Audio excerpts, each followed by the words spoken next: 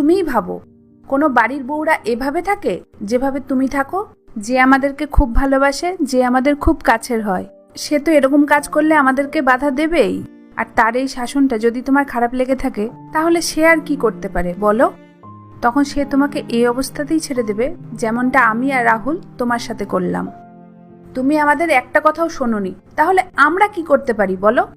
তাই জন্যই আমি আর রাহুল তোমাকে আর কোনো কিছুতে বাধা দিই না। তোমার যেমনভাবে ইচ্ছা তুমি তেমনভাবেই চলো।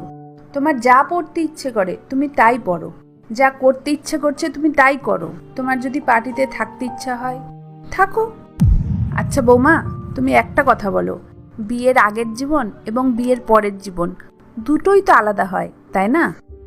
হ্যাঁ পায়েল, মা একদম ঠিক কথা বলেছে। তুমি না আমার কথা শুনেছো আর না মায়ের কথা, উল্টে আমাদের সাথেই খারাপ ব্যবহার করেছো। পায়েল, তুমি একটা কথা বলো তো, কোন মেয়ে বিয়ের পরে এরকম ড্রেস পরে আর এরকমভাবে চলাফেরা করে? আর তুমি যা যা চেয়েছো মা তোমাকে সব কিছু এনে দিয়েছে আমি বলার আগেই। আর তোমাকে তো ঘরের কাজও করতে হয় না, মাই তো সব কাজ করে দেয়। এমনকি মা তোমার খাবারটা পর্যন্ত রেডি করে রেখে দেয়। বলো, তুমি কি চাও আর শ্বশুরবাড়ির থেকে? আর কত ভালোবাসা চাও? কিন্তু এর বদলে আমরা তোমার থেকে কি চেয়েছি? আমি শুধু এইটুকুই চেয়েছি যে তুমি আমাকে সম্মান করো আর আমার মা যেটা বলবে সেটা একটু শোনো। কিন্তু তুমি কি করলে?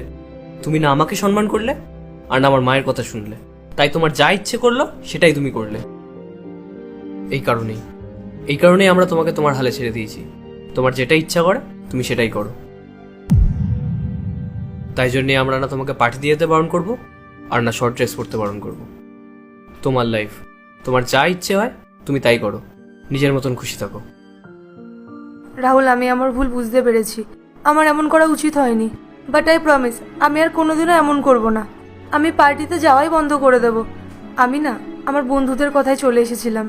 ওরা সবসময় আমাকে বলতো, বিয়ের পরে তো তুই সবসময় সংসার করিস, তোর লাইফটা তো পুরো নষ্ট হয়ে গেল। আমি প্রমিস করছি আমি আর কোনোদিনও এমন করব না। আমাকে ক্ষমা করে দাও না। আর আমি আমার ড্রেসিং সেন্সও চেঞ্জ করে ফেলবো, মানে ওই শাড়ি চুড়িদার ওইসবই পরবো। আরে না না, আমরা এতটাও খারাপ না। তোমার ড্রেস তো চলে যাবে, কিন্তু তোমাকে বাকিগুলো তো একটু অ্যাডজাস্ট করতে হবে। আচ্ছা, তোমরা দুজন গল্প করো, আমি চা বানিয়ে নিয়ে আসছি। না না মা, তুমি বসো, আমি চা বানিয়ে আনছি। না না, তুমি কাল বানিও, আমি আজ বানিয়ে আনছি। রাহুল, সরি।